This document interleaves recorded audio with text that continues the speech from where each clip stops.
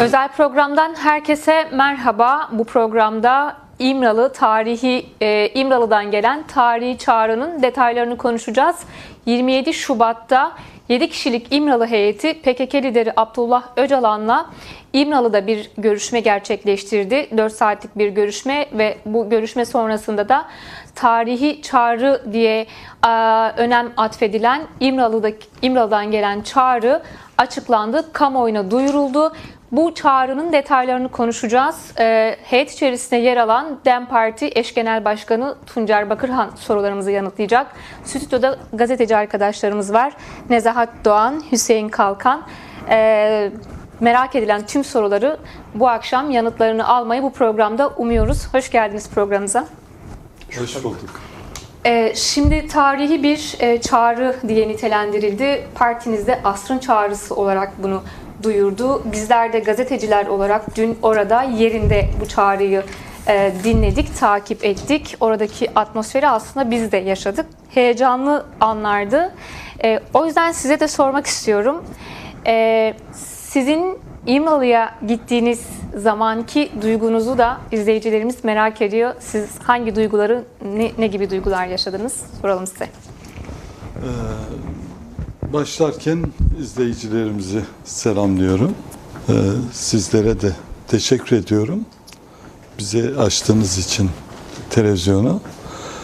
Şimdi tabii ben ilk defa Sayın Öcalan'la karşılaşıyorum. Basından, işte televizyonlardan daha önce görmüştük. Yazılarını, röportajlarını okumuştuk. Tabii bizde doğal olarak bir heyecan vardı. İmralı Adası'nı ilk defa görüyoruz. Sayın Öcalan'ı ilk defa görüyoruz. Yanında kalan arkadaşlarını ilk defa görüyoruz. Tabii bir heyecan var. İşte yıllardır Türkiye kamuoyunun, hatta dünyanın, Orta Doğu'nun en önemli aktörlerinden birisi. 52 yıllık bir hareketin lideri.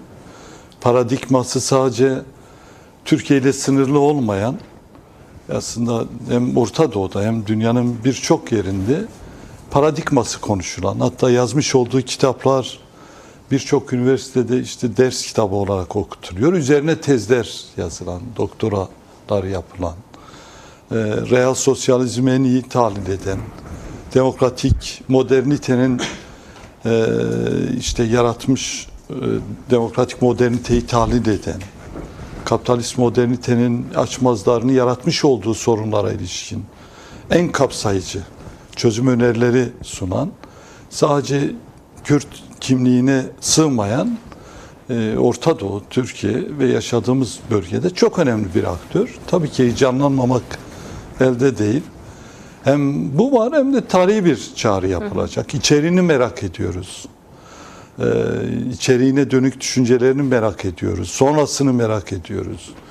Orada daha önce bir trafik var mı, yok mu? Yaşam koşulları nedir, nasıldır? Hep kamuoyundan, işte ağır bir tecrit var sonuçta İmralı'da. Tabii indik ki arkadaşlarım birçoğu heyecanlıydı. Gittik, işte daha önce bir salon gibi bir yere alınmış. Bizi ayakta karşıladı, tek tek selamlaştık. Ev sahibi gibi işte buyur etti, biz oturdu, daha sonra kendisi oturdu. Sonra diğer birlikte kaldığı arkadaşlarını da çağırdı. Veysi Bey, Amili Bey ve Ömer Beyleri de çağırdı. Onlar geldikten sonra, hal hatırdan sonra başladık. Kendisi tek tek her konuda düşüncelerimizi de öğrendi. Çok demokratik bir ortamdı. Hani Öcalan anlatılınca sonuçta bu kadar yaygın takipçisi olan, işte bu kadar yaygın paradigmasını takip eden, 4 parçada örgütlü bir hareketin, bir paradigmanın lideri. Tabii biz ilk defa gitmişiz. Böyle anlamaya çalışıyoruz. Nasıl? Gerçekten şaşırdım. Yani kapsayıcı, demokrat, dinleyen, yapılan değerlendirmeleri dikkate alan, haklısınız diyen, yer yer işte kendi öyle olmadığını açan verimli, gayet heyecanlı, memnun olduğumuz bir görüşme oldu. Tabii Orta Doğu genel değerlendirmelerin dışında metnin kendisine geçirdi. Belli ki metin üzerinde bir çalışma olmuş. Ama metine çok takılmamak gerekiyor. Zaten metin bir çağrıdır. Sonuçta asıl önümüz dönem bu çağrıdan sonra biraz iktidarın, devletin nasıl yaklaştığı, nasıl değerlendirdiği bence önemlidir. O metnin hayat bulması için işte hangi adımlar atılacak, hangi reformlar yapılacak? Bu konuda bir ciddiyet, bir samimiyet var mı? Kaldı ki biz oraya gitmeden birkaç gün önce işte kayyumlar atanıyordu.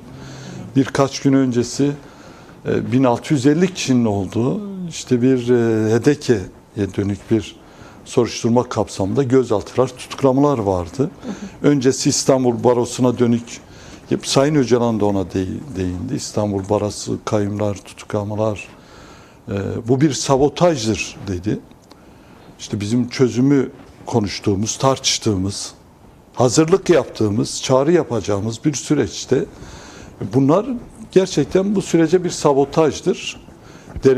Derinlemesine incelenmeli, araştırılmalı.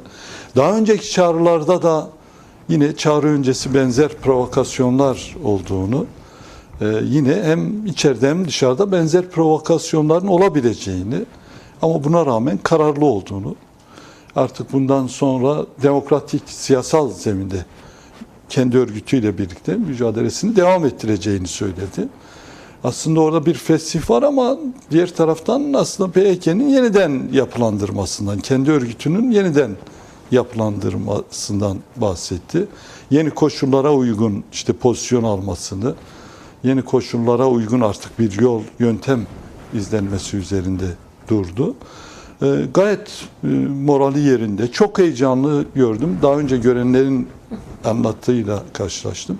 Gayet heyecanlı, böyle emin olun böyle hani bir sınava hazırlanmış tek tek kelimeler üzerinde.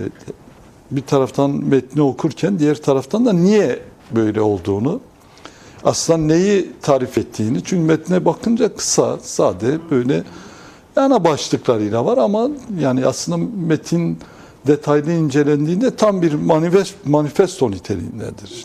Tabii. Bir saatlik, 1,5 saate yakın bir program süremiz var. Konuşulacak çok şey var. Metnin içeriğini, çağrının içeriğini çok daha detaylı konuşacağız ama oraya gelene kadar Nezahat ne sorarsın? Evet, aslında hani adaya gittiğiniz andan itibaren yetkililer ve adada karşılanma haliniz, PKK lideri Abdullah Öcalan'ın sizinle aslında o 10 madde diyebileceğimiz çağrı ve deklarasyon manifestosunun ötesinde tarihi dönemsel aslında bu değişim dönüşüm sürecine ilişkinde genel değerlendirmeler yaptığını aktardınız. O değerlendirmeleri gelmeden önce aslında sizin ne hissettiğiniz, karşı karşıya geldiğinizde hani o diyaloğu ve sohbeti nasıl gerçekleştirdiğiniz ve size düşen sorumluluklar ekseninde partinize ve size dair de nasıl görüşler ifade ettiğini paylaşırsınız. Evet, tabii metin en son konuşulan bir şeydi. Öncesi tanışma faslından sonra değerlendirmeler yapıldı. Türkiye, Orta Doğu, dünya gelişmeleri. Biraz aktarımlar yaptık. İşte kendi bildiğimiz, gördüğümüz, kendisinin sorduğu sorular üzerine aktarımlar yaptık. Tabii orada biz sohbet ederken devletten de insanlar oturuyor. Kameralar vardı. Zaten bir oturma düzeni oluşturulmuştu. Sayın Öcalan ve yoldaşları karşımızda. Biz de karşılarında oturmuştuk. Yani ortam tabii cezaevi koşullar. Hani abartılacak bir durum yok. İşte tel örgülerin çevrili olduğu, işte camların kapalı olduğu bir cezaevi ortamı ama tabii biz orayı hissetmedik. Yani o tartışmalar, o sıcaklık, o değerlendirmeler, söylediği her şey çok anlamlı. Belli çok ciddi bir yoğunlaşma var. İlginç yani bu yaşta bir insanın hala böylesine yoğun bir birikimle, duygularla konuşması, yoğunlaşması çok ilginçtir. Yani işte yanımızda oturan Ahmet Bey'den 2 yaş küçük. Yani Sayın Öcalan da çok genç sayılmaz. Evet, düşünce olarak genç, zihin olarak genç, moral olarak genç ama fiziki olarak sonuçta belirli bir yaşa gelmiş birisi. Ciddi bir yoğunlaşma var. Kafa yoruyor. Disiplinli bir yaşamı olduğunu zaten arkadaşları söyledi. Günlük sporunu yapan, okuma saatleri, işte izleme saatleri, yoğunlaşma saatlerinin asla şaşmadığını, yani 26 yıldır emin olun, yani orada bazı yetkililer de söyledi, böyle programlı yaşayan bir başka insana bugüne kadar rastlamadık. Yani ciddi bir yoğunlaşma var. Sürekli yazmada, okumada, not almada, böyle kendisini orada zaten bunlarla yaşatıyor. O koşullarda, o ada koşullarında 26 yılda, yani emin olun, yani bu tür şeyi bekleyemezsiniz. Her şeye kapalı, sınırlı diyelim iletişim işte araçlarına sahip bir insanın Orta Doğu'yu, Türkiye'yi, gelişmeleri sadece işte izlediği birkaç kanalla bu kadar detaylı, derin değerlendirmesi gerçekten takdire şayandı. Dinledik, sorular sorduk, anlamaya çalıştık. Yetkililer de oradaydı. Bütün arkadaşlar da aynı şekilde değerlendirdi. Yani gayet sağlıklı, moralli, yeni bir kapı aralayan, aslında sadece Kürtlere değil, Türkiye toplumuna. Türkiye toplumu şahsında Orta Doğu'ya yeni bir kapı açıyor. Yani çatışma ve şiddet zemini yerine başka bir demokratik zemini öneriyor. Demokratik zeminde mücadeleyi öneriyor. Bu çok önemli. Benim en çok dikkatimi çeken şeylerden biri. Aslında ben silahı 92'de gömecektim. Çünkü silah bir tekrardı. Son 30 yılda tekrar oldu. 30 yıl önce tam bu noktada bir ciddi yoğunlaşma yaşarken işte Özal öldürüldü. Bu da ilginçtir. Ben Özal'ın temsilcisiyle, rahmetli Özal'ın temsilcisiyle görüşürken aynı gün Özal öldürüldü. Aslında Özal'ı öldüren Kürt meselesine yaklaşımdı. Çok net bunu söyledi.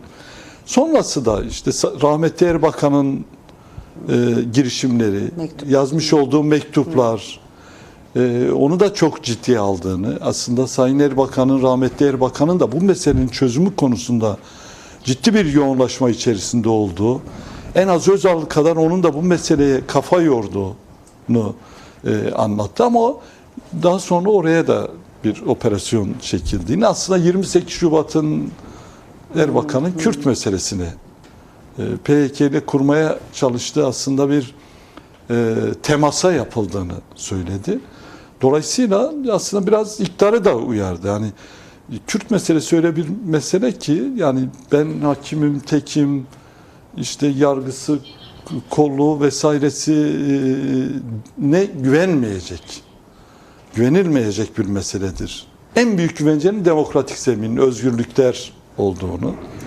Dolayısıyla darbe mekaniğinin 92'den beridir aslında canlı olduğunu, aslında burada uyarılar da vardı. Yani bu meseleyi çözmedi de Türkiye ne kazandı? Hadi tamam, Kürt halkı büyük acılar çekti. Her birimiz bunu yaşadık. Ama ne kazandı? Kürt hareketi gittikçe büyüdü. Türkiye'nin 3. büyük zemini oldu. İşte Türkiye ile sınırlı bir hareket Orta Doğulaştı, büyüdü. İşte Rojava'da paradigması, Kuzeydoğu Suriye'de paradigması var. Diasporada büyük bir gücü var. Kürt kadının Cihan Azadi sloganı artık reel sosyalizmden sonra dünya işte kadın mücadelesine, işte dünya toplumsal mücadelelerine örnek oldu. Yani şunu anlatmak istedi. Kaybeden memleketin tamamıdır. Kürtler değil. Enerjisidir, ekonomisidir. 30 yıl önce çözebileceğimiz, çözüme en yakın olduğumuz bir süreçte, yani derin güçler devreye girdi de ne oldu?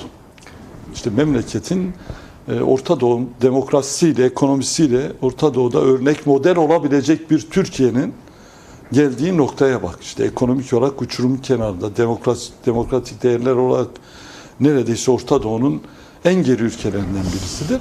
Ciddi yaklaşıyor, açık söylüyorum. Ben Sayın Öcalan'ın, ya dedim ya, böyle sınava hazırlanan bir coşku, şevk, yani bir konu anlatırsın, öylesine bir yoğunlaşma. Samimi, ciddi, inanan,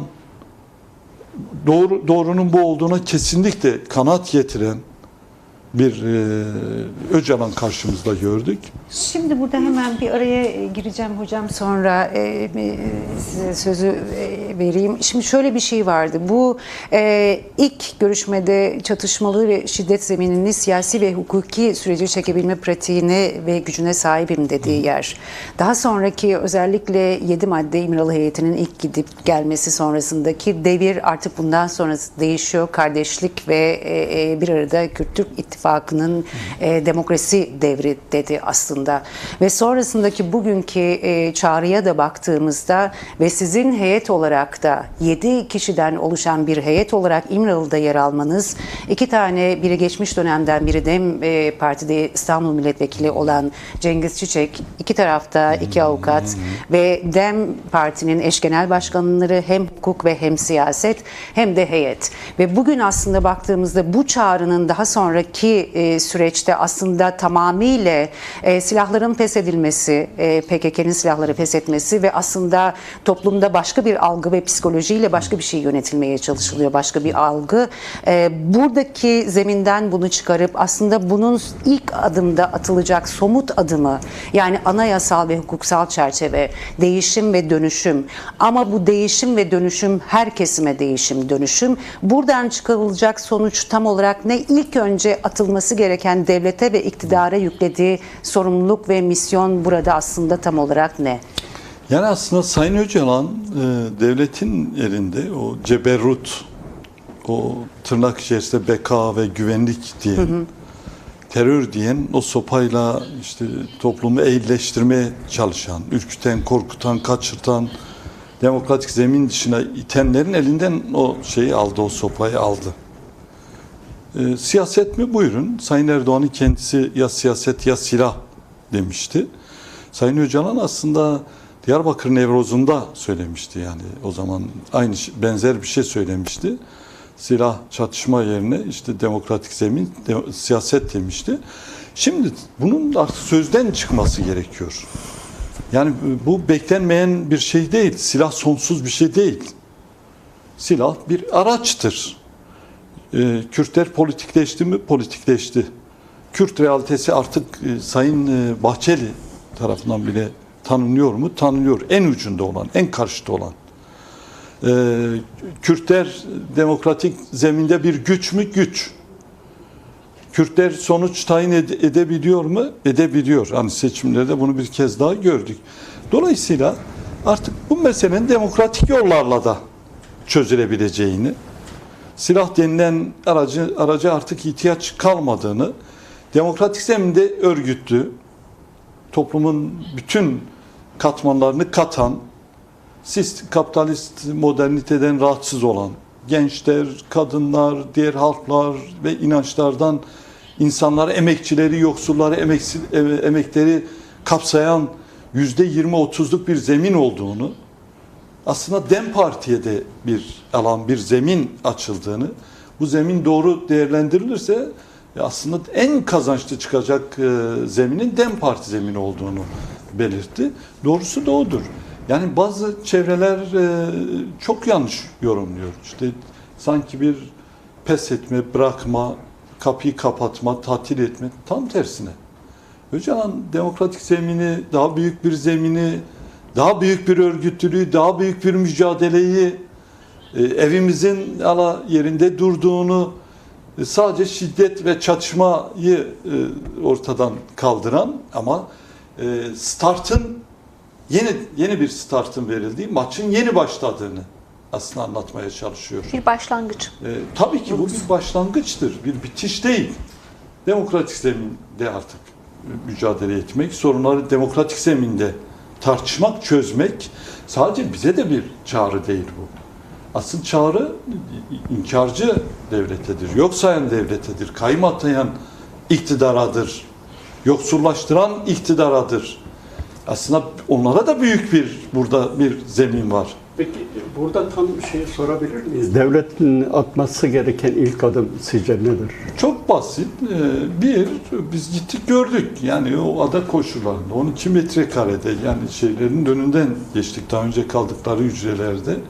O karanlık, o rütubetli 12 metrekarede yani müzakere yürütmek, rolünü oynamak imkansız bir şeydir. Yani bu çağrıdan sonra bence çok acil, en önce yaşam ve çalışma koşullarının oluşturulması gerekiyor.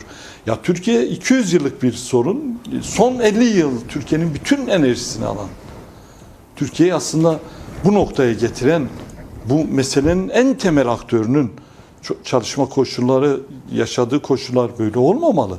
Yani Öcalan düşünceleri toplumla buluşmalı, toplum Öcalan'la buluşmalı.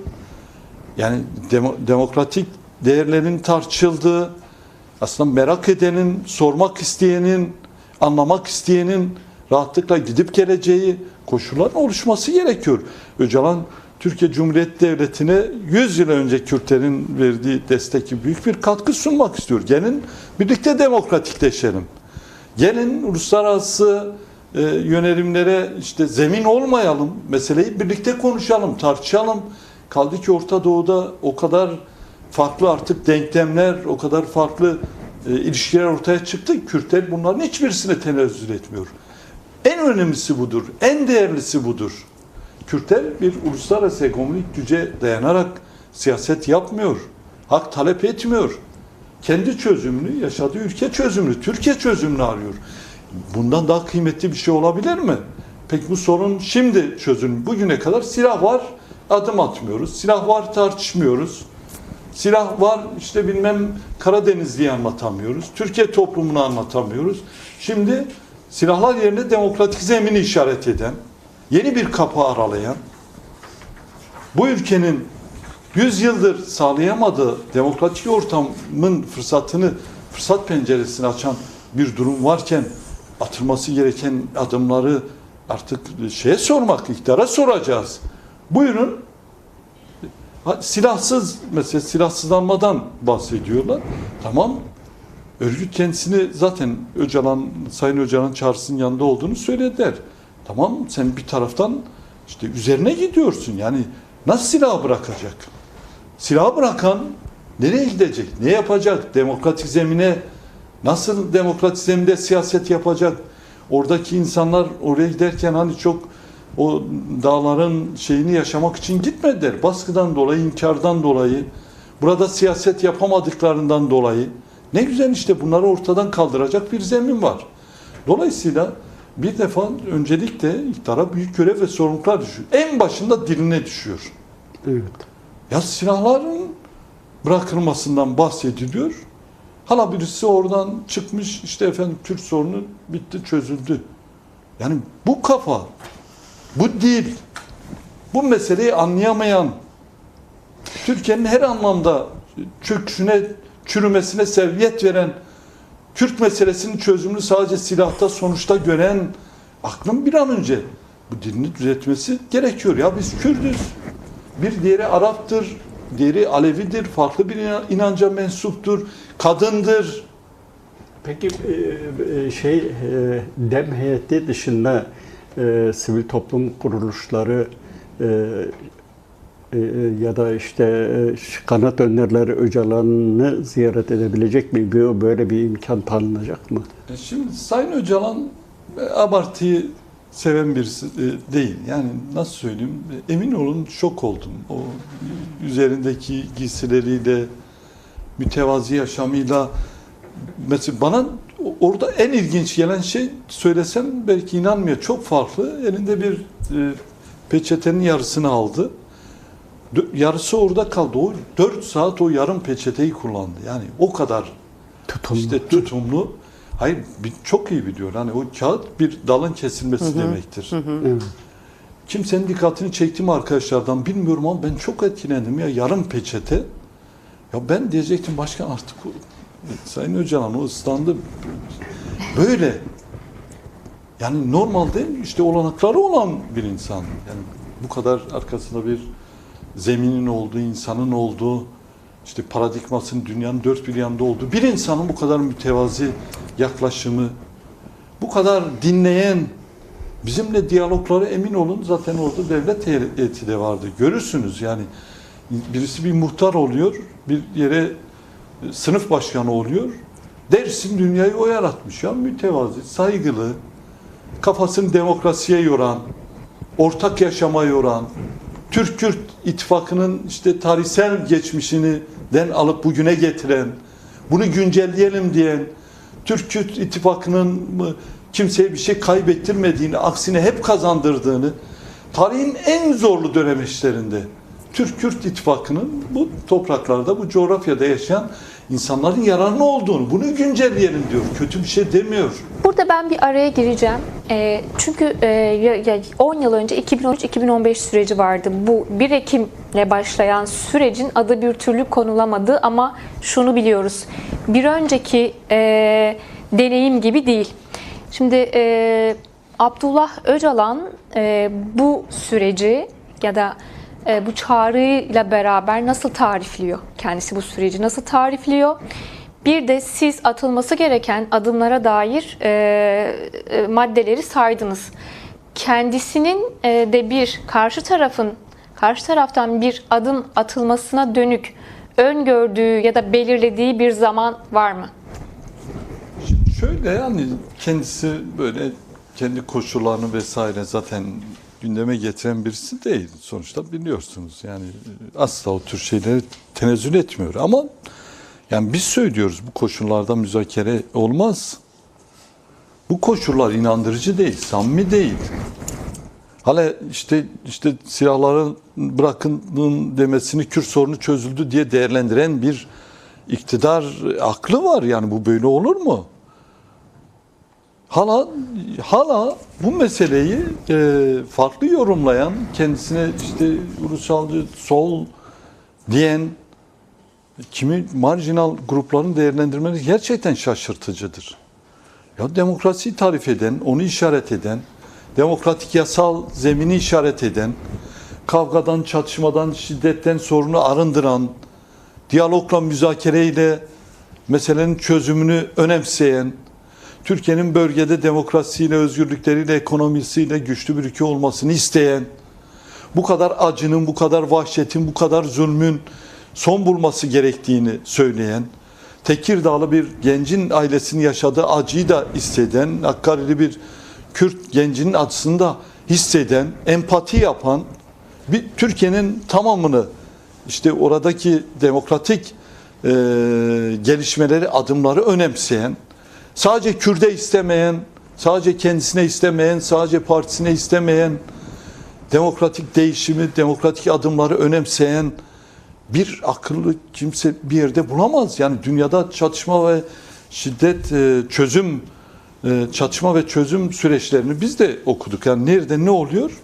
Yani böylesine mütevazi, böylesine kendinden veren, işte zemin oluşturmaya çalışan bir şeyi ben okumadım, emin olun. Düşünün, işte karar alıyor, feshedin diyor, yeniden yapılanın diyor. Ya bu bir şanstır, bu bir fırsattır. Bunun karşısında durmak, bunu eleştirmek, o zaman savaşalım demektir isteyenler için. Daha çok Kürt ve Türk gencinin kanı aksın diyenlerdir. Bu ülke yoksullaşsın diyenlerdir. Demokrasi gelmesin diyenlerdir.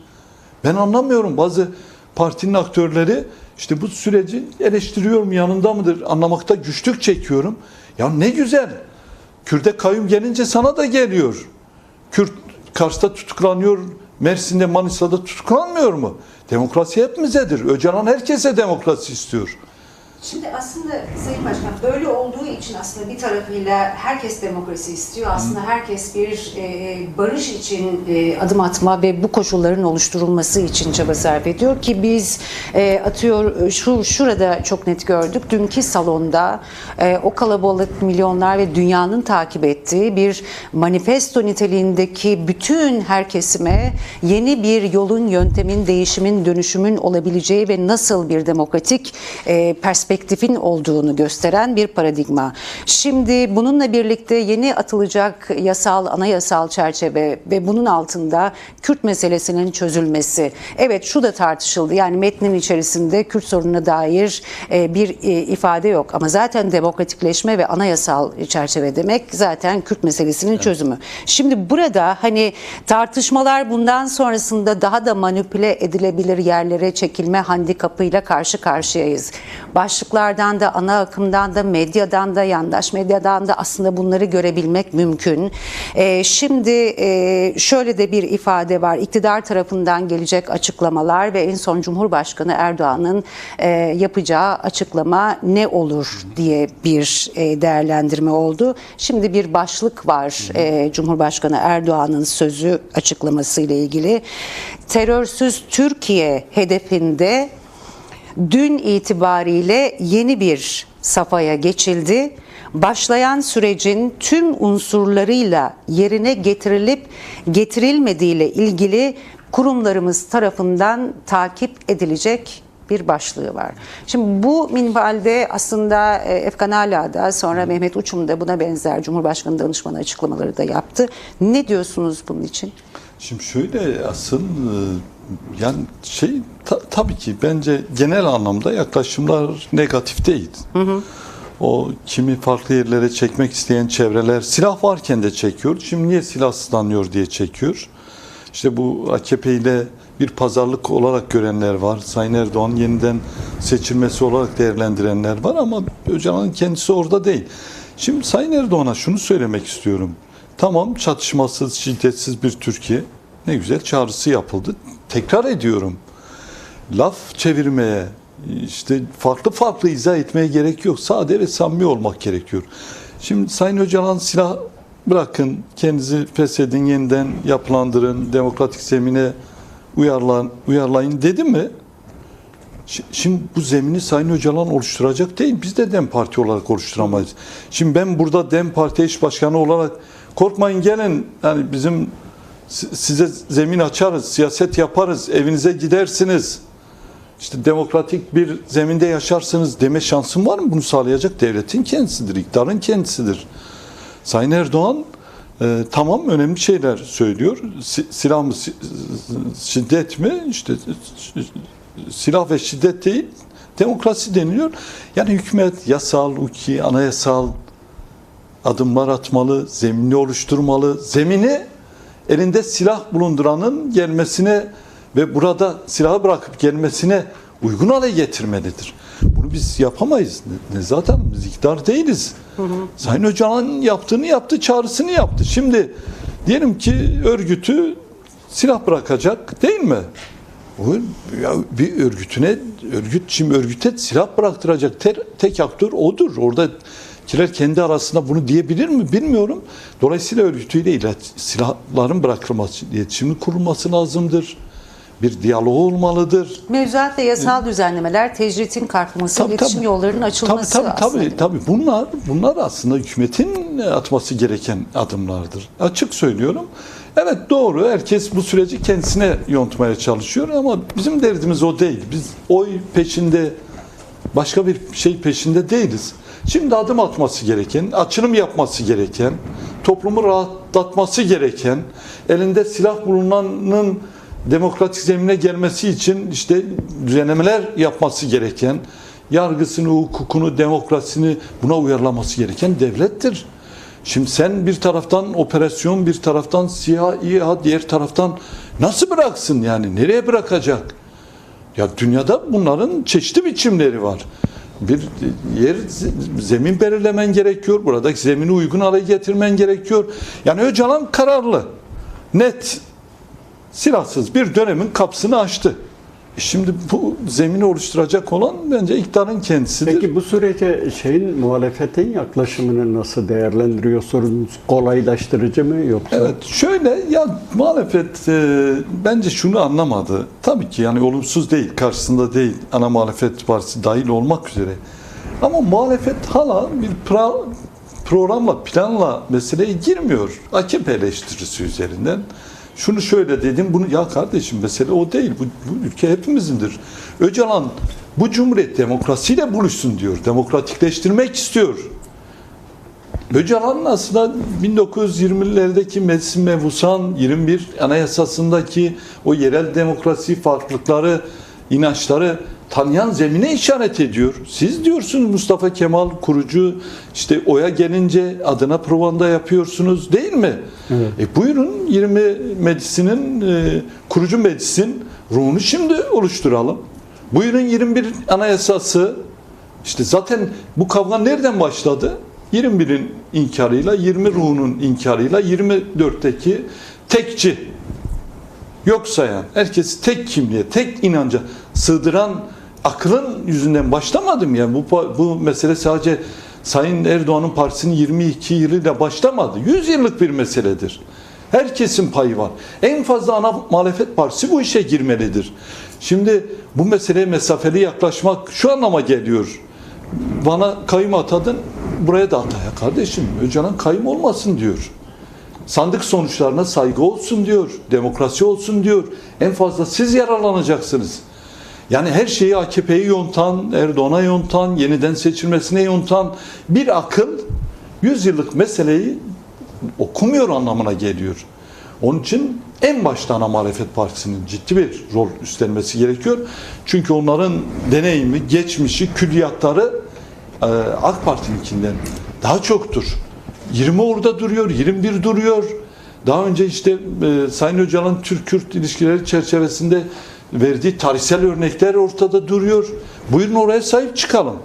Onun için ana muhalefet partisini de sadece sorgulayan, eleştiren, böyle işte kendisine göre alıp yorumlayan değil. Mesela Sayın Davutoğlu ne kadar güzel bir çerçeve koydu. Sayın Öcalan çağrısını yaptı, top iktidarda dedi. Bitti kardeşim ya. Bu iki kelimeyi söylemek bu kadar mı zor? İki tane doğru söylememiz gereken yolu işaret etmek bu kadar mı zordur?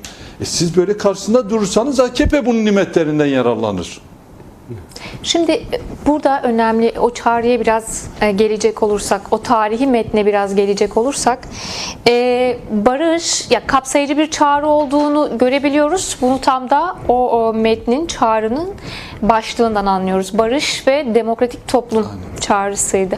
Şimdi Öcalan'ın burada bir demokratik toplum hedefinin olduğunu görüyoruz. Kendisi bunu nasıl tanımlıyor, tarifliyor? Demokratik toplum hedefi dediği şeyle aslında neyi kastediyor? Bir de hemen şunu sorayım. Bugün şimdi Erdoğan'ın açıklaması da geldiği için 1 Ekim'den beri Bahçeli'nin bazı çıkışları var. Erdoğan'ın bu konuda biraz daha farklı bir pozisyonda olduğunu görüyoruz. İktidarın pratiklerinde göz önünde bulundurduğumuzda. Sayın Öcalan'ın çünkü metinde bir demokratik uzlaşma vurgusu vardı. Bu sanıyorum bu sürecin biraz da yöntemi. İki aktör arasında bir farklılığın olduğuna dair ya da iki aktörle ilgili bir yorumu bu sürece dair oldu mu? Bir ek yapabilirsem eğer eki tekrar olmasın diye. Yani 1 Ekim'den itibaren başlayan süreçte aslında Bahçeli o danışıklı ve karşılıklı oyun planı içerisinde Bahçeli misyonunu tamamladı. Şimdi Cumhurbaşkanı Erdoğan mı devrede olacak? Sayın Öcalan 1 Ekim çıkışını önemsiyor. Çok değerli buluyor. Oraya zaten özel bir zaman ayırdı. Bitirmiyor tam tersine. Tam tersine Sayın Bahçeli'nin tam da bu çağrıdan sonra rolünü oynayabileceğini söyledi. İlk defa aracılığınızla söylüyorum. Zaten dün canlı yayın biter bitmez Sayın Bahçeli beni aradı. Yani Dün şeyden sonra mı? hemen bir Çağrıdan. dakika sonra zaten ayaktaydım aradığında. Yani tebrik etti. Rahat olun, bu ülkeyi birlikte demokratikleştireceğiz. Ben verdiğim sözdeyim. Bahçeli bunları Evet söyledi. evet, demokrasi için ne gerekiyorsa bu ülkeyi kesinlikle elimizden geleni yapacağız. Bu çok önemli. Bu çok önemli. Ben de önemsiyorum. Söylediniz. Çünkü şundan da önemli Sayın Başkan. Yani son zamanlarda işte Devlet Bahçeli'den haber alınamıyor, sağlığıyla Evet, ilgili evet. sıkıntı ve de hani hakkında olduğu öldüğü falan. bir ses ya da bir açıklama Onlar bekleniyorken çok ciddi söylemler değil. Yok şöyle, Sizi hani aramış doğru, olması, Nezahat evet. Hanım doğru söylüyor. Ben de şaşırdım. Gayet ses tonu yerinde, sağlığı yerinde. Gayet açıklamayı takip etmiş. Orada kendisine dönük de bir belirleme vardı. Ben onun aktardıklarının aynısını söylüyorum. Bu ülke demokratikleşecek. Ben durduğum yerdeyim. Demokrasi için ne gerekiyorsa, üzerime ne düşüyorsa partim olarak yerine getireceğim dedi. Teşekkür etti, teşekkür ettim. Tekrar geçmiş olsun dedim. Şimdi aslında bu süreci başlatan da Sayın Öcalan gibi durduğu noktadadır. Sayın Öcalan demokratik toplum diyor. Bütün toplum Kürt olsun demiyor. Bütün haklar Kürtlere olsun demiyor. Mesela Alevi yurttaşlarımıza çok geniş bir paragraf açtı Sayın Öcalan. Dedi ki, Bu görüşmede mi? Evet, evet. Bu dedi ki bu zemin en çok onlara da yarayacak. Bütün kimliklere, bütün inançlara yarayacak dedi. Yani Sayın Öcalan sadece Kürt mahallesine sığdırmak doğru değil. Türkiye'nin demokratikleşmesini, buradaki bütün farklıların eşit yurttaşlar olması için uğraştığını, demokrasinin herkese olduğunu, olacağını söyledi. Demokratik toplum derken tam da bunu söylüyor. Ülkenin bir bölgesinin işte farklı bir hukukla yönetilmediği, Kürdün de, Alevinin de, Hristiyanın da, Arap'ın da, Çerkez'in de, Laz'ın da, Terekeme'nin, Azeri'nin de kendisini eşit hissettiği, rahat hissettiği, demokratik bir zeminde birlikte eşitçe yaşadıkları bir toplum söylüyor Öcalan. İşte kapitalist modernitenin sömürmediği, adil bir gelir dağılımından tutalım. Mesela kadınlara yine özel bir parantez ayırdı. Bu kadın karşıtı anlayışın artık ortadan kalkması gerektiğini söyledi. Çocuklar için, narin için. Yani Sayın Öcalan'ın perspektifi, çerçevesi emin olun o metne %1'i bile değil. Sonuçta metin bir çağrı metnidir. Evet. Yani Sayın Öcalan'ın bize aktardıkları tam bir manifestosu, demokratik Türkiye manifestosudur. Ekonomiden sağlığa, ekolojiden kadına, farklı hakların ve inançların eşit yaşamından Türkiye'nin işte iç ve dış barışına, mesela Orta Doğu'da Türkiye'nin çok önemli bir rol oynayacağını söylemişti. Yani tekçilik ihraç edeceğine Türkiye demokrasiyi oraya ihraç edebilir. Bölgenin en önemli gücü olabilir. Ben sormak istiyorum. Yok, buyurun. Uluslararası ve bölgesel yankılarında bu toplantının memnun musunuz? Ne gibi Yankılar, geri? evet. Evet. Ben unutmadan buraya gireyim. Tabii. Bu önemli. Açık söylüyorum. Sanırım herhalde dünyada ilk defa bir örgütün liderinin yapmış olduğu açıklama Amerika'sından Birleşmiş Milletler'ine dünyanın dört bir yanında birinci haber olması, yankı bulması, özellikle Körfez ve Arap ülkelerinde çok yoğun. Hemen hemen bütün kanallar bizim arkadaşlara bağlanmak istedi. Çok iyi bir yankı bulundu ve çok önemli bir şey vardı. İlk defa insanlar evet buradan umutluyuz. Çünkü ciddiyeti gördü, samimiyeti gördü, inancı gördü. Yani demokrasi tarif ediliyor. Niye demokrasiye karşı çıksınlar? Demokratik bir Türkiye bölge içinde bence çok önemli bir şeydir. Onun için onu önemsiyorum. İç tepkiler çok olumluydu, çok önemliydi, çok değerliydi, çok kıymetliydi.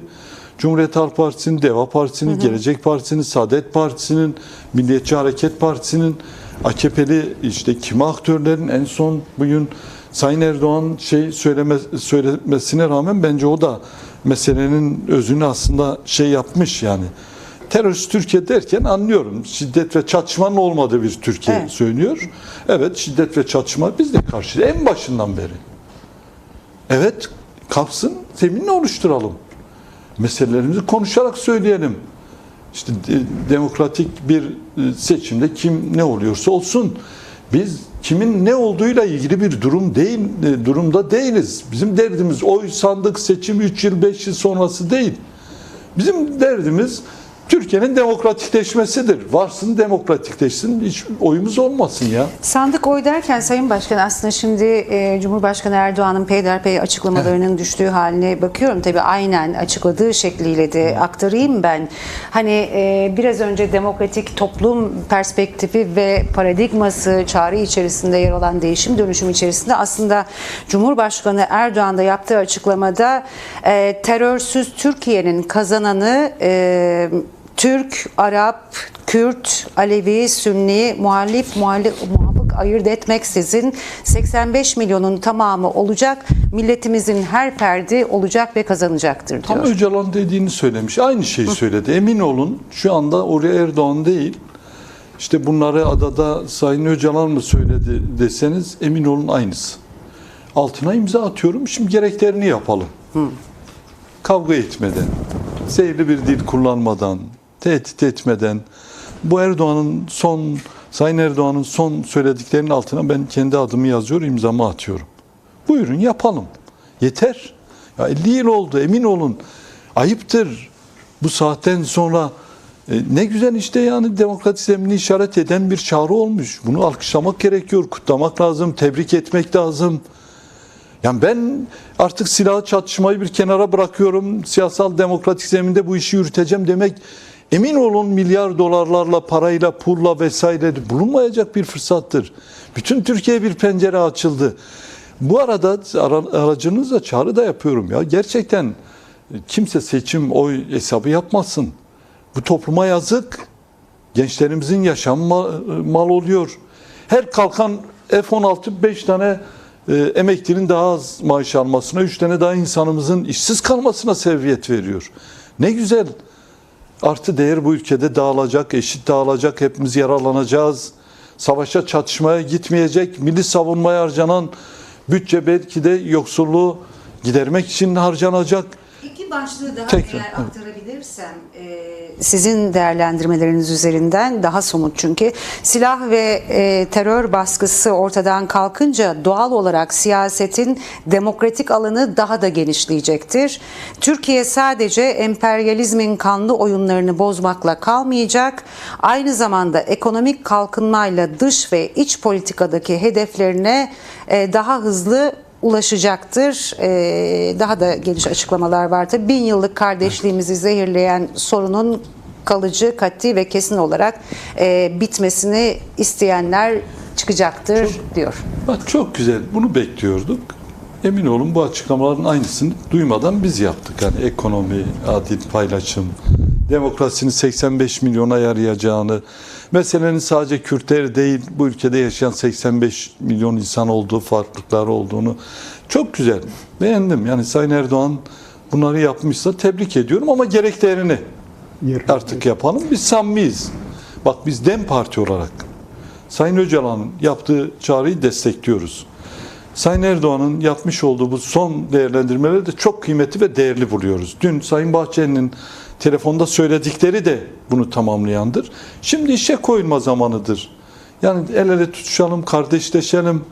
Nevruz Bayramı'nda atılacak adımlarla, açılımlarla beraber Diyarbakır halkının karşısına çıkalım. Yani gidelim, orada Kürtler, oradaki halklar bizi alkışlasın. Bu ülkenin artık barışa ihtiyacı var. Emin olun, size yemin ediyorum. Dün siz de salondaydınız. Ya insanlar çok duygulandı. Evet. Yani demokrasi, barış, emin olun herkesin ekmekten, açtan daha önce hissettiği, yoksunluğunu hissettiği iki tane şeydir. Yeter. Çok ciddi bir beklentisi var Türkiye toplumunun. Ama Hüseyin Hocam, sizin sorunuz vardı galiba. Siz sorunuzu alalım. Ben sona doğru yaklaşıyoruz. Galiba şeyi sormak istiyorum. İmralı'da bir fotoğraf trafiği yaşanmış. Yani basına iki kare yansıdı ama biraz o fotoğraf trafiğinde söz eder misiniz? Biraz da o Türkiye'nin sanki coğrafyasını, kimliklerini yansıtan bir trafik olmuş. Evet. Şöyle zaten heyetimiz Nezahat Hanım söyledi herhalde. Yani işte Kürdü, Alevisi, Sünnisi, Türkü, Arabı çok renkliydi heyetimiz. İşte öyle fotoğraf basit bir fotoğraf değil. Türkmeni bak orada bütün renkler var. Türkmen, Arap, Kürt, Arap Alevi, Kürt Alevi, Kürt Sünni, işte yani ben herhalde işlerinde öyleydim. O bütün renkler oradaydı, biliyor musun? Sayın Öcalan gerçekten biraz önce söyledim, yani tabii böyle silahlı mücadelenin bir lideri falan, insan böyle hani sert, katı. Ya ben şaşırdım gerçekten, yani bu kadar düşünebiliyor musun? Yani herkese tek tek böyle, yani buyurun siz ne düşünürsünüz? Fikirlerini alan. asla böyle hani aksi bu böyle olur olmaz değil. Yani olumlayan, onure eden, tamam buna da bakarız. Yani çok kafasına yatmayan şeylere de yani böyle gülümseyerek, tebessüm ederek, karşıdakini şey yaparak yani çok değerlidir, kıymetlidir düşüncen diyecek bir üslupla. Şimdi dolayısıyla biz de böyle hani dedim ya böyle hani silah milah onun lideri insan görmeyince de katı bir şey bekliyor. Demokrasiye kafasını yoran 24 saatini bak emin olun. Oradaki devlet görevlileri de inşallah bir çözüm bu barış sürecine evrilir. Onlar da anlatır. Şimdi biz de baktık hani böyle şey biri olunca tek tek fotoğraflar çektik. İşte DEM Parti olarak çektik. Avukatlar olarak çektiler. Toplu çektik. İşte bilmem falan filan. Bayağı çekildik. Tabii çekildik derken orada tabii devletin 3 tane kamerası, bir tane fotoğrafçısı vardı. Umarım o fotoğraflar da verilir. Onlar da yansır. Güzel karelerdi. Size Önemliydi. sadece o toplu yansıyan fotoğraf mı verildi? heyete? Ya aslında o fotoğraf değildi. Bence o sanki bir video görüntüsünden de kesilmiş olabilir. Normalde çok düzgün bir makineyle ve sanırım işin uzmanı birisi çekiyordu. Böyle belli yani. Öyle sıradan basit şeyler değildi. Bir de Sayın Öcalan zaten orada çağrısını yaptı. Biz de yanında otururken. Bence aslında ben hani buradan madem Sayın Erdoğan bu kadar değerli, önemli açıklamalar yaptı. Ben önemsiyorum, açık söylüyorum. Ben bu Sayın Öcalan'ın orada yaptığı çağrı görüntüsü ve videosunu Nevroz'da bence vermeli ve biz onu Nevroz'da Diyarbakır Meydanı'nda Böyle bir konuşma oldu mu? olmadı görüşmede? ama şimdi madem böyle gerçekten herkes bu meseleye Bu beklenti girmişken yaratılmıştı zaten. pozitif olumlu şeyler söylüyorken bence onu Diyarbakır dedim Bu ya. Altta süreci topluma nasıl etkiler bu buluşturabiliriz. dediğiniz, yani verse bunu ve Şimdi gösterirse şöyle diye. ya orada tabii bir yani bu açık söylüyorum yani bu metin duyguları yansıtmıyor. Burada mimik yok, duygu yok, o vurgu yok. Kendi diliyle, kendi üslubuyla okuma yok. Sonuçta iyi bir okuma da olsa o şey başka yani. İşin sahibinin kendisi, onu kaleme alanın kendisinin. Kim bilir o her kelimeyi nasıl oraya nakşetti. Her kelimenin okuyanla yani hiç bu mesele okuyanla yazanın birbirinden farklı olduğunu düşünüyorum. İyi olur, iyi yansır. Sayın Öcalan'ın sesli mesajının o meydanlarda okunması insanlar daha çok sahip çıkmasını sağlar. Samimiyeti de gösterir. Sonuçta metin ortada, okunan metin ortada yani bunu toplumdan niye kaçıralım yani sonuçta ne olacak yani? Dolayısıyla ben böyle bir beklentimizi de ilk defa yine sizin aracılığınızda ben hükümet yetkililerine, iktidar yetkililerine yapmış olayım. Evet, bu yapmış olmakla birlikte aslında bundan sonrasında bugünden yarına çünkü sürecin çok hızlı değişmesi gerekiyor. Sanıyorum süremiz de azalıyor toparlamak açısından da. Hani Devlet Bahçeli'nin aslında bu çıkışı yaparken Orta Doğu'da çok şey değişecek ve bu değişimde umarım Türkiye değişmez ya da bununla karşı karşıya kalmaz dediğinde çok kritik bir söylemden bahsediyordu. Aslında çıkışı da oydu. Şimdi bugün hem siyasete, parlamentoya, demokratik zeminin oluşması, meclis ve parlamentoda alınacak kararlar, atılacak adımlar, komisyonlar, yasal düzenlemelerin işletilmesi lazım. Ve iktidar cephesi ve en son tabii ki elbette ki 5 aydır konuşmayan tam net olarak Cumhurbaşkanı Erdoğan'ın açıklamaları. Ve bu sürecin daha da hızlanacağını gösteriyor mu? Bununla alakalı zaten İmralı infaz ve işkence sisteminin de yeni mevzuatlar ve yasal düzenlemelerle bir yere hızlı bir şekilde geleceğini öngörüyor ya da parti olarak nasıl adımlar atacaksınız? Yani eğer bu meseleye, bu çağrıya samimi ve ciddi yaklaşılırsa bence artık değil İmralı cezaevi. Yani cezaevindeki bütün siyasi tutsaklar için bence bir çalışma yürütmek lazım. En başta hasta tutsaklar olmak üzere. Yani Türkiye yeni bir zemine girecekse, yeni bir kapı açılmışsa beyaz bir sayfayla, yeni bir sayfayla oraya girmesi bence daha iyidir. Öyle olması gerekiyor. Şimdi Sayın Bahçeli'ye haksızlık yapmayalım. Hani Orta Doğu'daki gelişmeleri evet burayla da muhakkak bağlantılı. Çünkü ciddi bir kaos, kriz, çatışma, yarını belirsiz, yarın oradaki ateşin nereye sıçrayacağı belirsiz, uluslararası hegemonik güçlerin işte çok acımasız, aç, kendi çıkar menfaatleri için ne yapacaklarının belli olmadığı bir süreçte yani Türkiye çözümünü, barışını aramak, el uzatmak kıymetlidir, değerlidir. Onun için şöyle biraz önce söylediğim gibi değil sadece İmralı cezaevindeki koşulların, Sayın Öcalan'ın koşulları. Bence artık bu infaz yasası, bu cezaevi sistemi, bu cezaevlerindeki işte siyasi tutsaklar, kumpas davaları. Bunun açılmasının bir adımı olabilir. Tabii yani o samimiyetin en basit adımlardan birisidir. Zaten hepimiz yani yargı sopasının nasıl bu davalarda kullanıldığını çok iyi biliyoruz. Her birimizde yaşanır. Yarım saatimiz var. Son yarım saatlik bir saat dilimine girdik. Şimdi bugün cezaevinde başta Abdullah Öcalan ve düşüncelerinden ya da yürüttükleri siyaset nedeniyle cezaevinde olan binlerce tutsak var. Şimdi bunu değinmişken şunu da soralım. Bu görüşmede sizin heyetiniz dışında ve Abdullah Öcalan dışında İmralı'da bulunan 3 tutsak daha vardı, bu görüşmede yer aldı. Onların değerlendirmeleri oldu mu? Onların bu sürece dair fikirleri, görüşleri nelerdi ve onlar nasıldı? O zaman yine Sohbet ettiniz bütün mi? açıklığımla söyleyeceğim.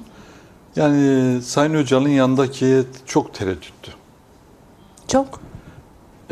Yani çağrıya değil. Hükümetin, iktidarın bu konuda samimi olmadıklarını düşünüyor. Açık söyleyeyim. Hatta Sayın Öcalan kendisi 3-4 defa işte arkadaşlarım bile yani ya bunlar tekrar bir oyun kandırmaca süreci olabilir, güvenmemek gerekiyor demesine rağmen ben kararlıyım. Ben bir devlet ciddiyetinin olabileceğini düşünüyorum dedi. Yani oradaki kalan Sayın Öcalan'ın arkadaşları uzun süre cezaevinde kalmış, işkence görmüş, hücre görmüş, idamdan, yasal düzenlemelerden dolayı dönmüş insanlar oldukları için çağrıyı doğru buluyorlar ama siyasal zeminin, iktidarın buna hazır olup olmadığı konusunda kaygıları ve kuşkuları vardı. Sayın Öcalan ben kararlıyım. Yani arkadaşlarım böyle düşünmesine rağmen ben Türkiye'nin, Kürtlerin hepimizin bu sürece ihtiyacımız olduğunu düşünüyorum. Yani biraz Sayın Bahçeli'nin bence çıkışı da zaten daha önce düşünülen ama yeri zamanı işte belki bu kadar erken olup olmayacağını bilmediğimiz bu süreci hızlandırmış olabilir. Her açıklamaya kıymet veriyor. Rahat, konforlu alanlarından siyaset yapıp işte cümle, kelime, paragraf kasıp değerlendirmeler yapanlar gibi değil. Öcalan ineğiyle kuyu kazar misali en olumsuz şeyi bile mesela terörsüz Türkiye kavramı çok kullanıyor. Çok takılmayın oraya. Onlar terör diyor, siz oraya çatışmasız Türkiye anlayın dedi. Mesela bu çok önemlidir. Yani ne kadar kapsayıcı, ne kadar emin olun. Yani insan şaşırıyor ya bu kadar bu işin mağduriyetini yaşamış bir insan bu kadar yani pozitif, inançlı, çözüme odaklı nasıl düşünebilir? Bak bu çok önemlidir. Onlar terörsüz Türkiye diyor. Siz çatışmaz, şiddetsiz Türkiye anlayın. Takılmayın. İşte başkanım şöyle arkadaşları diyordu. Böyle mi olsun? Mekana, şuna, buna bilmem neye takılmayın ya. Ben demokrasi arayışındayım. Buraya takılın. Tamam bu sistem ceberrut şu bu birçok şeyini yaşadık. Yaşıyoruz. İşte 12 metrekare 26 yıl. Direkt kolay. Daha yanında yine 2-3 tane işte arkadaşı verilmiş bir insan her şeyi çok önemsiyor. Çok değer biçiyor. Yani en ufak bir pozitif değerlendirmeyi iyiye dönüştürmek için büyük bir çaba içerisindedir. Ben yani bu inanç, bu coşku, bu samimiyetin bu meseleyi çözeceğini düşünüyorum. Yani pozitif, olumlu, çeken, demokratik değerleri sürekli şey yapan, kardeşlik vurgusu yapan, Türkiye çözümü diyen, yeni yüzyılın işte demokrat, ya şöyle mesela bu da çok önemliydi. Bu ulusalcı çevrelere diyor ne istiyorlar? Kimsenin cumhuriyette sorunu yok. Cumhuriyeti demokratikleştirmek istiyoruz. Yani buna nasıl karşı çıkılır? Ben şaşırıyorum. Gerçekten yani böyle çok böyle ezberlerimizi bozan, ben zaten gitmeden önce bir şeyde demiştim, Sayın Öcalan ezberleri bozacak. Benim ezberimi bozdu. Mesela terör deyince biz çok irite oluyorduk. Yani ne, kim, kayyum mu atamak terör, demokratik siyaset yapmak mı gibi. Mesela yani dediğim gibi yani böyle düşün, bizi bile böyle motive eden bir şeyi vardı. Bunlar çok önemliydi. Yani sordukça belki aklıma gelebilir ama o 4 saat emin olun 35-36 yıldır ben de demokratik zemin içerisinde mücadele ediyorum. Hüseyin Hocama kaç yıldır çalışıyorsunuz dedim ama ben 89'dan beri çalışıyorum. Ya o 4 saat beni çok değiştirdi. Açık söylüyorum, böyle yeniden kendimi gözden geçiriyorum, değerlendiriyorum. Dedim ya, o iğneyle bir şey arama, bir zemin açma, bir yol açma. Sadece biz yani sadece kendisini bilmem, milliyetini değil, Türkiye'nin tamamını 85 milyonu mesela kadınlar konusunda böyle kapsayıcı, Orta Doğu'da işte Türkiye'nin demokrasisiyle modern ülke olarak daha kalkınacağını, daha gelişeceğini, güvenlik kaygılarını ortadan kaldıracağını, Kürt'le barışın uluslararası kamuoyunda ona büyük bir itibar, güven kazandıracağını, yani muazzam bir kafa yorma, her kelimesine inanan, onun için diyorum o videonun yayınlanması önemlidir. Her kelimesine kafa yoran ve her kelimesini özenle, titizlikle koyan. Tabii o metin yani bu metin, bu dediğim şeylerin tamamını yapmıyor. Yani sonuçta metin cezaevinde bir insanın, hani sonuçta orada biliyorsunuz iktidar var, devlet var. Yani bir, nasıl söyleyelim, ortalama herkesin hassasiyetini dikkate alan bir metin ama özü demokratikleşme, demokrasi. Silahsız, çatışmasız alalım. bir Türkiye. Nezel, sonra sen sorunu Ya yönelt. ben sormak istiyorum. Açıklamanın üzerine çok fazla bir zaman geçmedi ama biraz parantezi de daraltarak Evet. Kürtlerde nasıl bir tepki aldınız? Bu çok önemli. Şimdi ben Hüseyin Hocam, bütün samimiyetimle söylüyorum.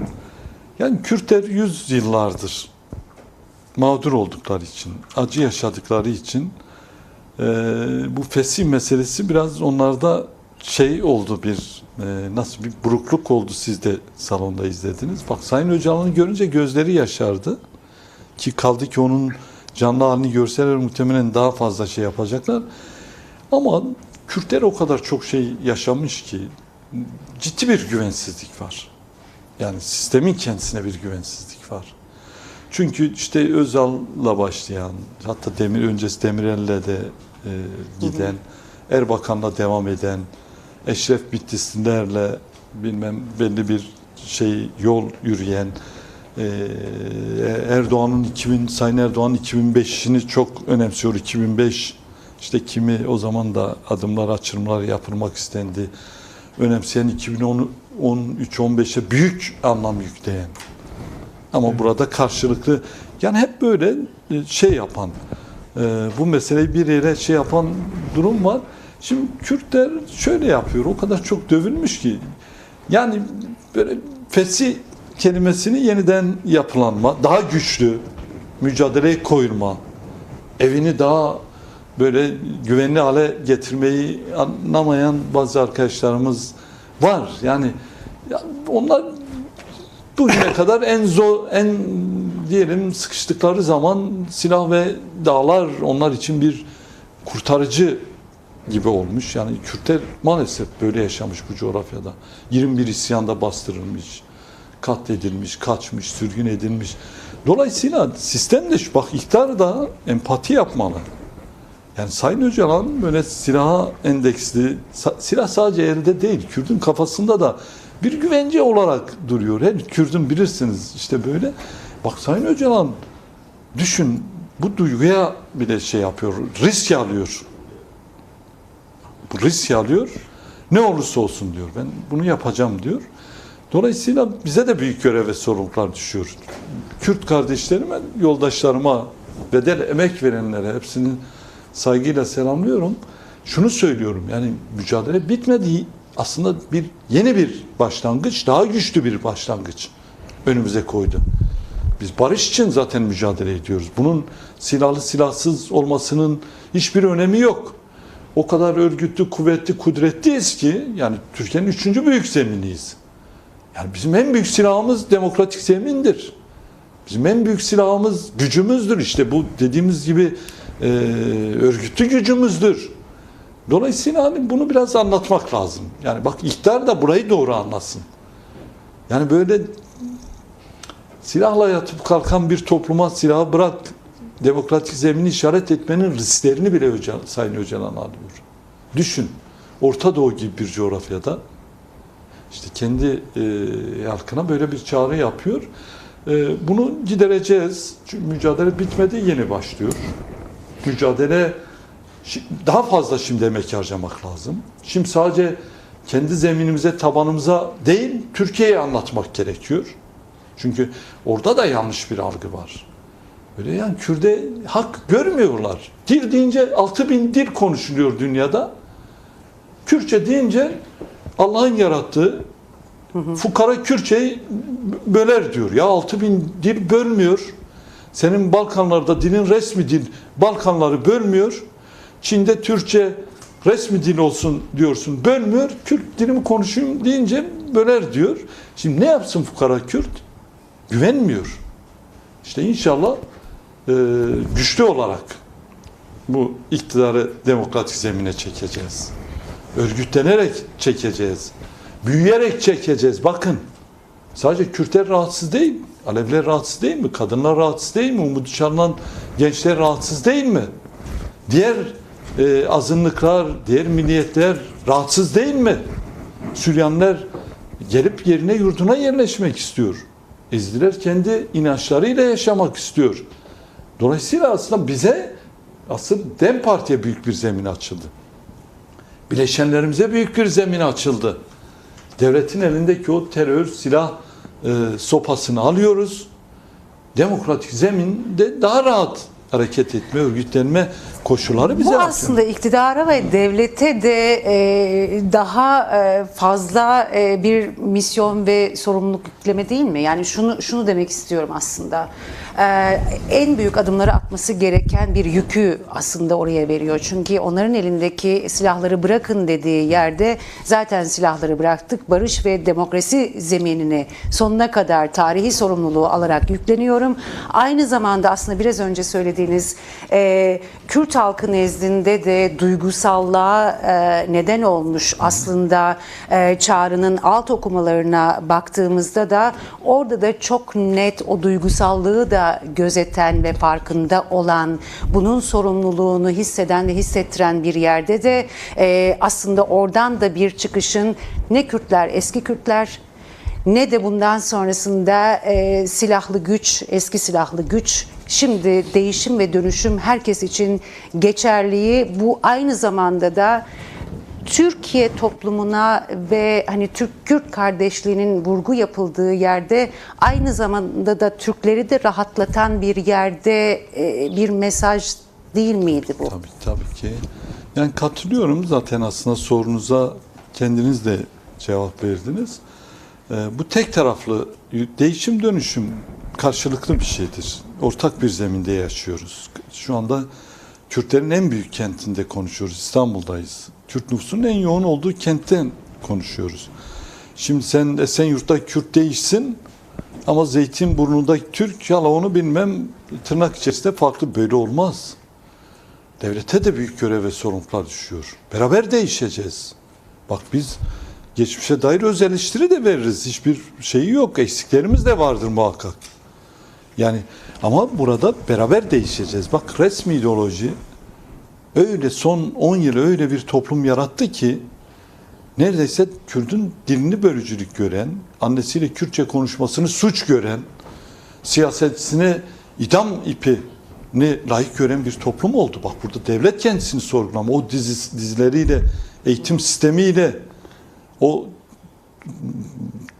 Türk olmayan, Sünni olmayan kesimleri düşman gösteren, onların her hakkını memleketi bölecek kandırmacasıyla işte bu noktaya çeken sistemle beraber dönüşeceğiz. Yani hepimiz bir milliyetten değiliz, farklı insanlarız. Bu coğrafya zaten mozaik bir yerdi. Bizim dediğimiz o mozaik birlikte insanca, kardeşçe, eşit yaşasın. Dolayısıyla bu değişim dönüşüm tek taraflı olmaz. Bak Öcalan PKK'ye değiş diyor, dönüş diyor kardeşim. Bu 30 yıl öncesi real sosyalist dönemden kalan bir mücadele yöntemiydi diyor. Bunu demokratik zeminde de verebilirsin, daha güçlü verebilirsin, daha yararlı olursun diyor. Şimdi o değişirken buradaki hala tırnak içerisindeki o algıyla, o yaklaşımla davranırsa bu zaten yazık olur bu sürece. Bu provokasyon olur. Bu demokratik sürece sabotaj olur. Bu biraz önce tam da sizin dediğiniz gibi, hani Sayın Bahçeli örnek verirken Orta Doğu'daki o girdaba Türkiye'nin de sürüklenmesi demektir. Ya şimdi öyle bir şeydir ki hegemonik güçler bir ülke içerisindeki en ufak bir huzursuzluğu alıp işte kendi çıkarları doğrultusunda bir yere çekmeye çalışıyor. Öcalan ısrarla Türkiye çözümü dedi. Orta Doğu'da da Türkiye'nin orada Kürtlerin statüsüne, haklarına saygı göstermesini, Kürtlerin de Türkiye'nin kaygılarını giderecek bir dil ve söyleme sahip olması gerektiğini söyledi. Yani her yeri önemseyen, bütünlüklü yaklaşan bir siyaset aklına sahiptir. Onun için beraber değişeceğiz. Sadece PKK'nın değişmesi, elindeki araçları bırakıp demokrasi zeminine gelmesi gerekmiyor. Irkçı, tekçi, yok sayan, kendine hak gören, düşünebiliyor musunuz? Meclisteyiz, kalkıyor bir tane faşistin birisi diyor ki işte bu halkın maaşlarıyla, kardeşim bu ülkenin 25 milyonu Kürttür, yani onun da vergisi var, onun da emeği var, onun da bu cumhuriyet kurulurken alın teri var, Çanakkale'de kanı var, Antep'te, Maraş'ta kanı var. Kim kimin parasını yiyor? Bu ülke hepimizindir. Kendisine hak görüyor, kendisinin görüyor. Diğerine hak görmüyor, bir şey saymıyor. Şimdi bu yaklaşım devam ederse nasıl demokratikleşeceğiz? Yani 7'den 70'e el birliğiyle hep birlikte samimiysek, eğitimden başlayarak sanattan, spordan o kılıcı çekip 50 tane insanın kellesini uçuran, insanları irite eden o dizilerden tutalım. Komple daha demokratik, daha kapsayıcı, karşıdakinin farklılığına saygı duyan 7'den 70'e bir toplum, emin olun, değil Orta Doğu'nun, dünyanın en güçlü toplumu olur. Böylesine stratejik, böylesine işte zenginliklere sahip, tarihi, kültürel, ekonomik başka bir ülke var mı ya? Bu ülke hepimize yeter. Neyin kavgasını veriyoruz? Bu ülkenin emeklinin hakkını niye Kürt'e bomba olarak gönderiyoruz ya? Kürt bu ülkenin yurttaşı değil mi? Vatandaş değil mi? Kuzeydoğu Suriye bu ülkeye asla tehdit olmaz. Bakın burada söylüyorum. Öyle bir tehdit varsa en başta biz dururuz. Biz beraber yaşadığımız toprak parçasıdır, bizimdir. Bu ülkeyi Öcalan bütün metrekaresini, her santimetre karesini kendisinin gibi görüyor. Kendisini bu ülkenin bir vatandaşı olarak görüyor. Öcalan diyor ki sistem demokratikleşsin. Devlet demokratikleşsin. Orada Cumhuriyet demokratikleşsin. şöyle bir vurgu Evet. vardı. Devlet ve toplumun bütünleşmesi, ama biz Abdullah Öcalan'ın değerlendirmelerine baktığımız zaman bunu devlet artı demokrasi diye aynen. kendisi tanımlıyor. Oradaki vurgu da böyle bir şey miydi? Aynı zamanda şimdi tarihi çağrı dediğimiz şey, tarihi an dediğimiz şey İmralı'dan gelen bir adımdı. Çağrı niteliğindeki durum. Devlet ve toplum dediniz ya. Şimdi biraz önce toplumu söyledim. Toplum tek milliyet değil. Öyle mi? Tek cins değil. Tek inanç değil. İşte Öcalan diyor ki devlet topluma duyarlı hale gelsin. Yani demokrasiye, farklılıklara duyarlı bir hale gelsin. Bu noktada beklediği, yani atılması gereken adımlara dair Abdullah Öcalan'ın beklediği bir adım var mıydı? Bu konuşuldu mu? Şöyle, yani Sayın Öcalan öyle koşullu falan meseleleri yapan birisi değil. Yani yok şunu da yapsın, bunu da etsin, o biri önde, biri arkada. Yani böyle birisi değil. Yani muhtemelen inşallah devlet de doğru bir biçimde yansıtır. Yani demokratikleşme istiyor. Yani hangi adımın önde arkada olduğunu bir önemi yok. bir samimiyet varsa bunun öyle 3 gün, yarın öbür gün gibi bir şeysi de yok. Yani ama biz söylüyoruz. Bu meselenin gerçekten bir barışla taşlanması isteniyorsa yaşam koşulları, işte çalışma koşulları düzenlenmeli. Mesela Öcalan örgütüne nasıl çağrı yapacak? Bak bunu kimse tartışmıyor. Örgütü dağınık bir şekilde birçok yerde. Şimdi Öcalan dışında örgüte silah bırak gel diyebilecek kimse var mı dışarıda? Kimsenin gücü yetmez. Bizim öyle bir şeyimiz yok. Demokratik siyaset yapıyoruz. Dolayısıyla mesele örgütüyle kanalların açılması gerekiyor. Yanında mesela yani çalışma arkadaşlarının olması gerekiyor. Yani şimdi diyelim ki bu süreç öyle bir gün, 2 güne olacak bir süreç değil. 50-100 yıllık bir sorundan bahsediyoruz. Adım adım ilerleyecek. Toplum ikna olacak. Daha önce çözüm sürecinde heyeti vardı. Bu yerellere giden bu beyaz saç. Akil insanlar. Ya şimdi gidip anlatmak lazım ya, Kürt kardeştir. Beraber bu ülkenin tarih geçmişinden getirerek birlikte yaşadık.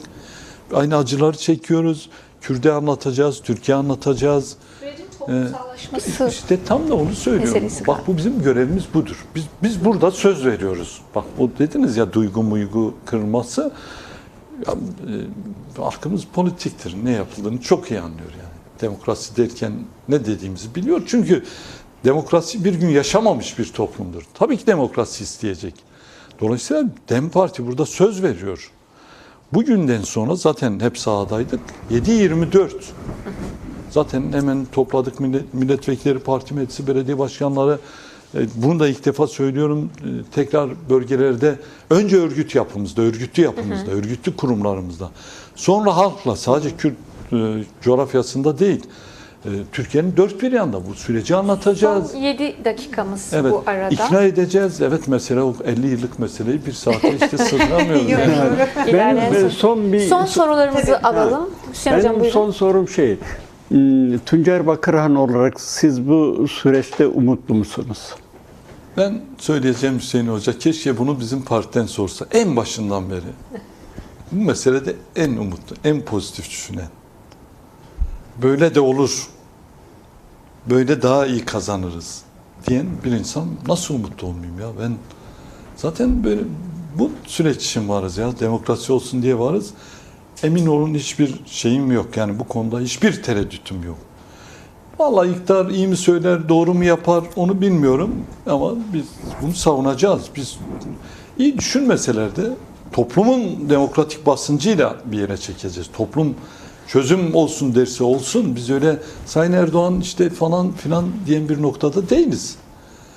Ya Türkiye'nin 3. büyük partisi Hüseyin Hocam. Yani biz istediğimiz yerde seçtiriyoruz, kaybettiriyoruz. Biz öyle şey değiliz. Yani bu mesele birilerinin zayıf ve güçlülüğünden başlayan bir mesele değil. Bu mesele kendisini dayattı artık. Demokrasi tıkandı, devlet tıkandı, ekonomi tıkandı, Orta Doğu'da tıkandı, uluslararası kamuoyunda bu mesele çözülmedi. Akşama kadar Netanyahu dünya kadar Gazze'de vahşet yapıyor. Türkiye konuştuğu zaman git diyor, sen de Kürt'e yapıyorsun diyor. Bak gördün mü? Yani şey yok. Dolayısıyla bu mesele bize de Bahçeli'ye dayattığı gibi bize de, Sayın Erdoğan'a da, memleketin tamamına demokrasi kendisini dayattı. Bundan kaçan kaybeder. Bundan kaçanı halk sandıkta mahkum eder. Bundan kaçan tarihin tozlu sayfalarına işte redci, inkarcı bir yönetim olarak geçer. Rahmetli Özal gibi, Erbakan gibi rahmetli deyip olumluluklarıyla anmayız. Biraz daha toparlayalım son 3 dakika. Nezahat, senin sorun varsa son sorunu alalım. Yok, aslında hani süreç yeni bir dönem, yeni bir adımlar, ama bu adımlarla birlikte biraz önce siz akil insanlar örneğini vererek aslında bu barışın ve demokrasinin ve meselenin aslında nereye evrileceğini topluma çok iyi anlatıp çok net ortaya koyabilmek öneminden bahsettiniz. Bunun da adımlarının atılması gerekliliği. İşte bir tarafıyla da sorulan sorular şu: Elbette ki bugünden yarına her şey hemen değişmiyor ama DEM Parti olarak mecliste komisyonlarla ya da atılacak adımlarla, toplumsallaştırılmasıyla, halka inerek sokak sokak, mahalle mahalle ya da bu süreci nasıl örgütleyeceksiniz, onu nasıl toplumsallaştıracaksınız? Da meclisi işaret ediyor. Yani bu mesele sonuçta yasal, anayasal, demokratik adım ve açılımlarla olacak bir meseledir. Biz yarından tezi yok. Kendi iç toplantılarımızı yaptıktan sonra bütün siyasi partilerle zaten bir trafik yapacağız. Bilgilendireceğiz. Daha önce heyetimiz yaptı ama şimdi biz de gittik, gördük, dinledik. Yani parti olarak bunları yapacağız. Sonra toplumla buluşacağız. Onlara da dediğim gibi anlatacağız. Bu meselenin sonucunda Türkiye'nin kazanacağını, hepimizin kazanacağını anlatacağız. Mecliste de ayrıca, yani biraz önce söylediniz ya, şimdi bu süreç başlamışken kaymatamak sabotajdır. Yargıyı sopa olarak kullanmak sabotajdır. İşte ne bileyim, tekçi bir dil kullanmak sabotajdır.